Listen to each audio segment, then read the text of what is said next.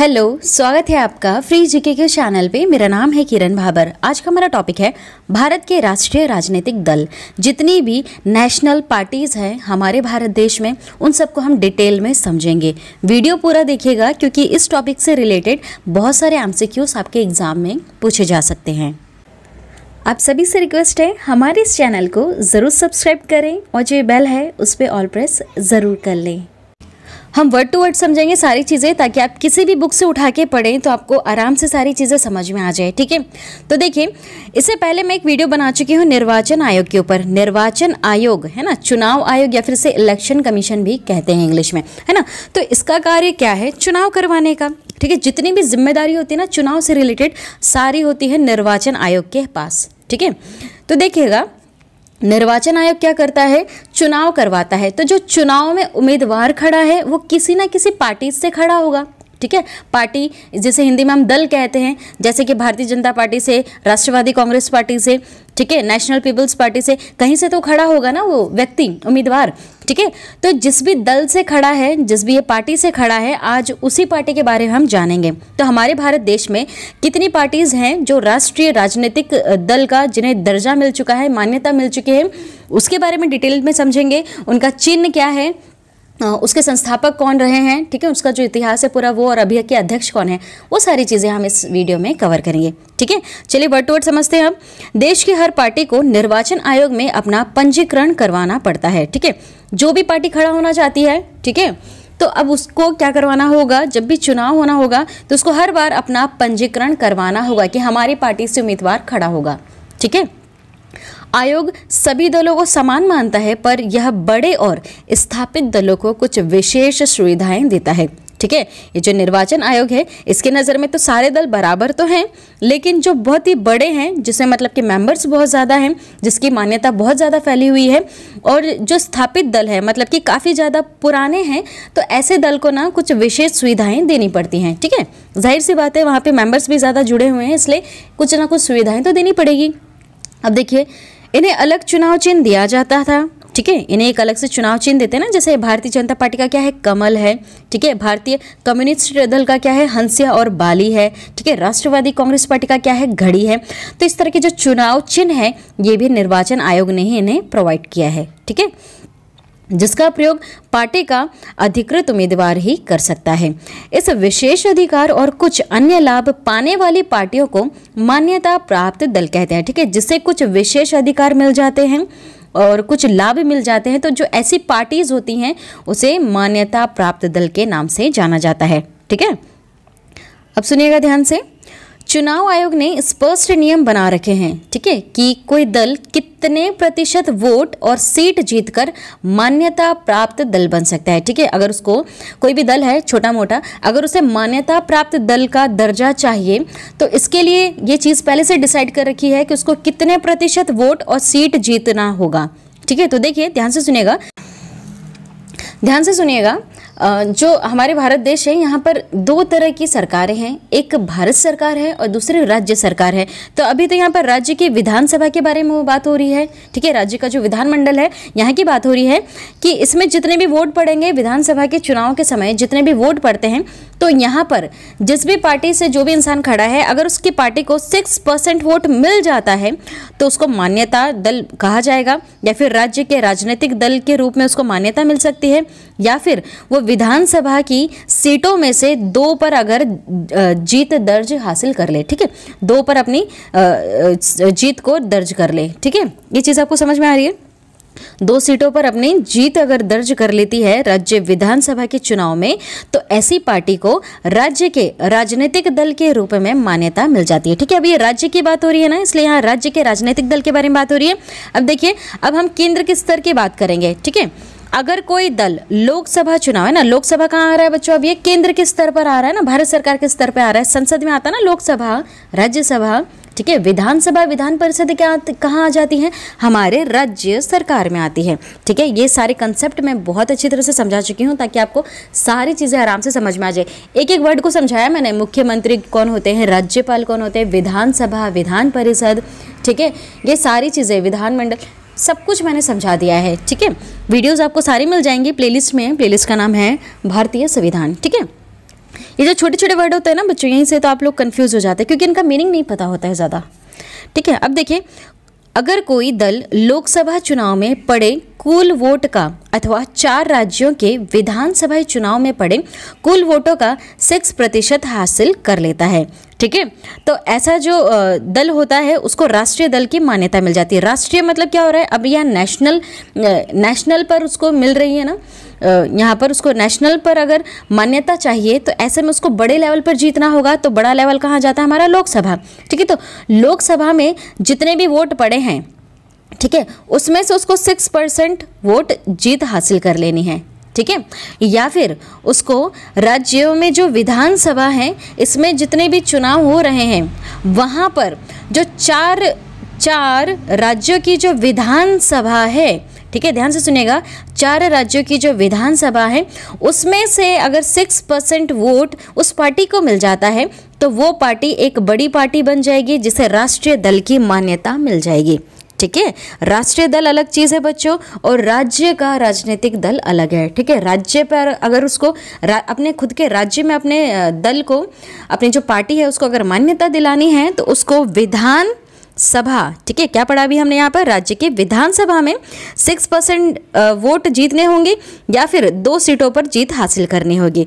ठीक है, लेकिन अगर हम यहाँ भारत सरकार की बात करें, यहाँ पर अगर उसको राष्ट्रीय दल की मान्यता चाहिए तो ऐसे में उसको जो लोकसभा में चुनाव पड़ रहे हैं वहाँ पर उसको 6% वोट हासिल करने होंगे या फिर 4 राज्यों से जो विधानसभा चुनाव होने हैं उसमें करीबन उसको 6% वोट हासिल करने होंगे उस पार्टी को। ठीक है, ये चीज़ आपको समझ में आ रही है।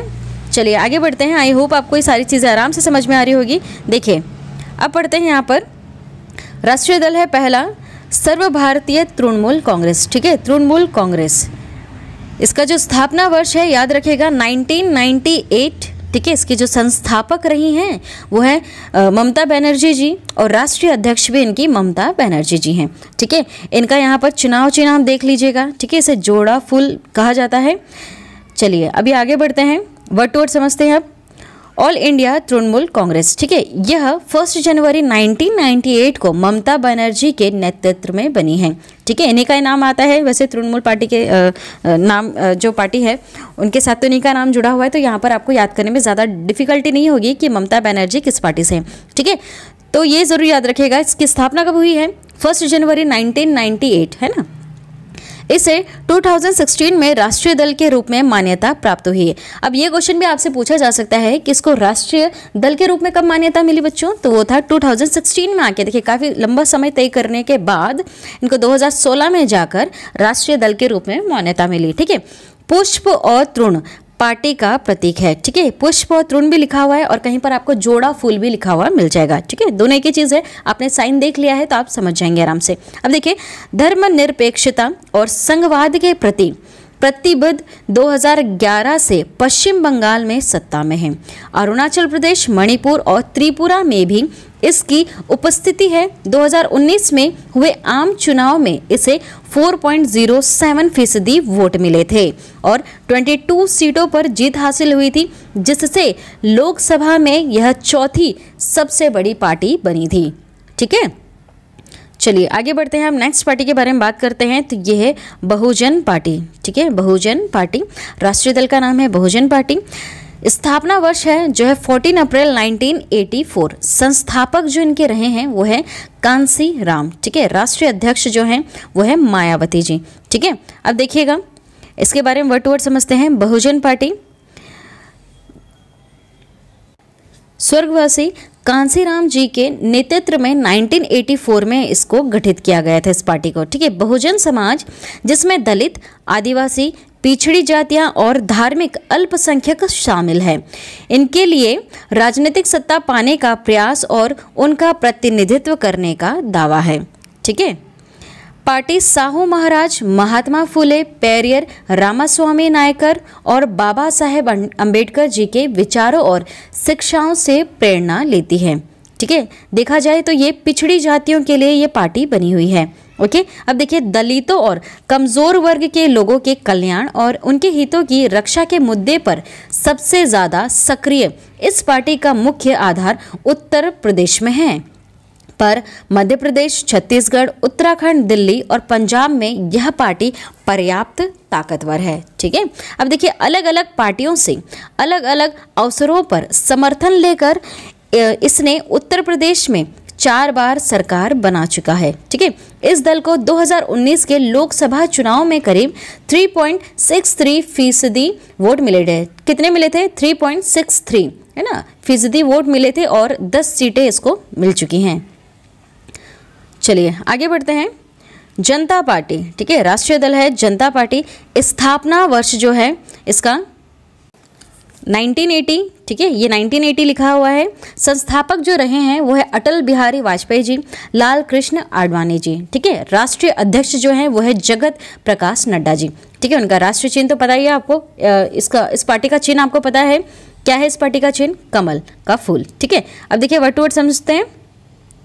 भारतीय जनता पार्टी पुराने भारतीय जनसंघ है ना, ध्यान रहे पहले ये भारतीय जनसंघ हुआ करता था, इसी के जगह पर भारतीय जनता पार्टी आई है। ठीक है, तो पहला पुराना क्या था? ये भारतीय जनसंघ है ना, जिसे श्यामा प्रसाद मुखर्जी जी ने 1951 में गठित किया था। पुनर्जीवित करके इसको 1980 में यह पार्टी बन जाती है। ठीक है, पहले ये भारतीय जनसंघ नाम से थी। 1951 में इसको श्यामा प्रसाद मुखर्जी जी ने इसको गठित किया था, लेकिन बाद में उसको पुनर्जीवित किया गया। 1980 में यह पार्टी बनती है भारतीय जनता पार्टी के नाम से। अब देखिए भारत की प्राचीन संस्कृति और मूल्य। दीनदयाल उपाध्याय के विचार समग्र मानवतावाद एवं अंत्योदय से प्रेरणा लेकर मजबूत और आधुनिक भारत बनाने का लक्ष्य रहा है। भारतीय राष्ट्रवाद और राजनीति की इसकी अवधारणा में सांस्कृतिक राष्ट्रवाद या हिंदुत्व एक प्रमुख तत्व है। ठीक है, अब देखिए पार्टी जम्मू और कश्मीर के क्षेत्रीय और राजनीतिक स्तर पर विशेष दर्जा देने के खिलाफन है। यह देश में रहने वाली सभी धर्म के लोगों के लिए समान नागरिक संहिता बनाने और धर्मांतरण पर रोक लगाने के पक्ष में रहती है। ठीक है, धर्मांतरण मतलब कि धर्म बदलने पे जो दबाव डाला जाता है उस पर यह रोक लगाने का पक्ष लेती है। ठीक है, अब देखिए 1990 के दशक में इसके समर्थन का आधार काफ़ी व्यापक रहा है। पहले देश के उत्तरी, पश्चिमी तथा शहरी इलाकों तक ही सिमटी रहने वाली इस पार्टी ने इस दशक में दक्षिण पूर्व, पूर्वोत्तर तथा देश के ग्रामीण इलाकों में अपना आधार बढ़ाया है। ठीक है, आपको पता है ये पार्टी कितनी ज़्यादा प्रचलित है और भारत के बहुत सारे हिस्सों को कवर कर चुकी है। ठीक है, अब देखिए राष्ट्रीय जनतांत्रिक गठबंधन के नेता की हैसियत से यह पार्टी 1998 में सत्ता में आई थी। ठीक है, किनके गठबंधन से? राष्ट्रीय जनतांत्रिक गठबंधन के नेता की हैसियत से। ठीक है, गठबंधन में कई क्षेत्रीय दल शामिल थे। 2019 में हुए लोकसभा चुनाव में 303 सीटें जीतकर सबसे बड़े दल के रूप में उभरी है। अभी केंद्र में शासन करने वाली राष्ट्रीय जनतांत्रिक गठबंधन का नेतृत्व यही दल कर रहा है। ठीक है, चलिए आगे बढ़ते हैं, नेक्स्ट पार्टी के बारे में जानते हैं, वो है भारतीय कम्युनिस्ट पार्टी। ठीक है, देखिए राष्ट्रीय दल है भारतीय कम्युनिस्ट पार्टी। इसका जो स्थापना वर्ष है वो है 1925। ठीक है, सन भी आपको याद रखना है क्योंकि ये जो सन है ये आपसे एग्जाम में जरूर पूछे जाएंगे। जब हम इस टॉपिक से रिलेटेड एमसीक्यूज कवर करेंगे तो स्थापना वर्ष आपसे जरूर पूछे जाएंगे। ठीक है, अब देखिए संस्थापक रहे हैं वो है मानवेंद्र नाथ जी। राष्ट्रीय अध्यक्ष जो है वो है रायडी राजा। ठीक है, देखिए जो इनका चिन्ह है, जो इनका ये जो चिन्ह है इसे क्या कहते हैं भारतीय कम्युनिस्ट पार्टी का? वो है हंसिया और बाली। ठीक है, इसे क्या कहते हैं? हंसिया और बाली। Communist party of India CPI 1925 में गठित मार्क्सवाद, लेनिनवाद, धर्मनिरपेक्षता और लोकतंत्र में आस्था रखता है ये। ठीक है, अलगाववादी और सांप्रदायिक ताकतों की ये विरोधी रही है ये पार्टी। यह पार्टी संसदीय लोकतंत्र को मजदूर वर्ग, किसानों और गरीबों के हितों को आगे बढ़ाने का एक उपकरण मानती है। ठीक है, ये पार्टी किस चीज़ पर जोर दे रही है? मजदूर वर्ग, किसानों और गरीबों के हितों को आगे बढ़ाने का एक उपकरण मानती है ये पार्टी अपने आप को। ठीक है, अब देखिए नेक्स्ट 1964 की फूट जिसमें माकपा इससे अलग के बाद, ठीक है, इससे अलग हो गए, इसका जनाधार सिकुड़ता चला गया, लेकिन केरल, पश्चिम बंगाल, पंजाब, आंध्र प्रदेश और तमिलनाडु में अभी भी ठीक ठाक स्थिति रही है। ठीक है, बहरहाल इसका समर्थन धीरे धीरे कम होता जा रहा है इस पार्टी का। ठीक है, फूट डल गई 1964 के बाद से पार्टियां क्या होती है, बिखरने लग जाती हैं। ठीक है, अब देखिए 2019 के लोकसभा चुनाव में इसे 1% से कम वोट और 2 सीट हासिल हुई। मजबूत वाम मोर्चा बनाने के लिए सभी वामपंथी दलों को साथ लाने की पक्षधर रही है ये। ठीक है, चलिए आगे बढ़ते हैं, नेक्स्ट पार्टी के बारे में जानते हैं। राष्ट्रीय दल, भारतीय कम्युनिस्ट पार्टी मार्क्सवादी। ठीक है, स्थापना वर्ष है 1964, काफी पुरानी है। संस्थापक जो उसके रहे हैं EMS नंबूदरीपाद, ठीक है, ज्योति बसु और हरकिशन सिंह सुरजीत। ठीक है, ये 3 व्यक्ति मिलकर इस पार्टी को गठित करते हैं, इनके संस्थापक हैं ये। ठीक है, राष्ट्रीय अध्यक्ष जो है वो है सीताराम येचुरी। ठीक है, कौन है, सीताराम येचुरी। चलिए अब इसके बारे में डिटेल में समझते हैं। Communist party of India Marxist CPIM 1964 में स्थापित मार्क्सवाद लेनिनवाद में आस्था। ठीक है, समाजवाद, धर्मनिरपेक्षता और लोकतंत्र की समर्थक तथा साम्राज्यवाद और सांप्रदायिकता की विरोधी रही है। ठीक है, अब देखिए यह पार्टी भारत में सामाजिक धार्मिक न्याय का लक्ष्य साधने में लोकतांत्रिक चुनावों को सहायक और उपयोगी मानती रही है। पश्चिम बंगाल, केरल, त्रिपुरा में बहुत मजबूत आधार है इसका। गरीबों, कारखाना मजदूरों, खेतीहर मजदूरों और बुद्धिजीवियों के बीच अच्छी पकड़ इनकी रही है।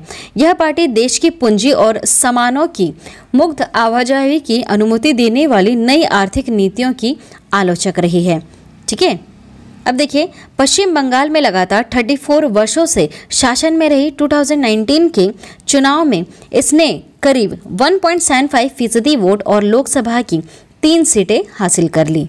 ठीक है, चलिए बहुत ही फेमस पार्टी भारतीय राष्ट्रीय कांग्रेस पार्टी। ठीक है, स्थापना वर्ष इनका देख लीजिएगा 1885। ठीक है, काफ़ी पुरानी पार्टी है, 1885 लिखा हुआ है ये। ठीक है, संस्थापक जो हैं इनके वो थे AOU दादा भाई नौरोजी और दिनसा वाचा। ठीक है, राष्ट्रीय अध्यक्ष जो हैं अभी प्रेजेंट में वो हैं श्रीमती सोनिया गांधी जी। ठीक है, अब देखिए इसके बारे में डिटेल में समझते हैं। इंडियन नेशनल कांग्रेस, ठीक है, इसे आमतौर पर कांग्रेस पार्टी कहा जाता है और यह दुनिया के सबसे पुराने दलों में से एक पार्टी है। ठीक है, 1885 में गठित इस दल में कई बार विभाजन हुए। आज़ादी के बाद राष्ट्रीय और क्षेत्रीय स्तर पर अनेक दशकों तक इसने प्रमुख भूमिका निभाई है। ठीक है, राष्ट्रीय और क्षेत्रीय स्तर पर वैसे आप जानते हैं पहले ये पार्टी कितनी ज़्यादा फेमस थी। ठीक है, बीजेपी की पार्टी आने से पहले ये पार्टी बहुत ज़्यादा फेमस रही है। ठीक है, क्योंकि काफ़ी ज़्यादा प्राचीन भी है। जवाहरलाल नेहरू जी की अनुगाई में इस दल ने भारत की एक आधुनिक धर्मनिरपेक्ष लोकतांत्रिक गणराज्य बनाने का प्रयास किया। 1971 तक लगातार और फिर 1980 से 1989 तक इसने देश पर शासन किया था। 1989 के बाद से इस दल के जन समर्थन में कमी आई, पर कभी यह पूरे देश और समाज के सभी वर्गों में अपना आधार बनाए हुए है। ठीक है, पर अभी भी ये पूरे देश में अपना आधार बना के रखी हुई है। ठीक है, अपने वैचारिक रुझान में मध्यमार्गी न वामपंथी न दक्षिणपंथी। ठीक है, इस दल ने धर्मनिरपेक्षता और कमजोर वर्गों तथा अल्पसंख्यक समुदायों के हितों को अपना मुख्य एजेंडा बनाया हुआ था।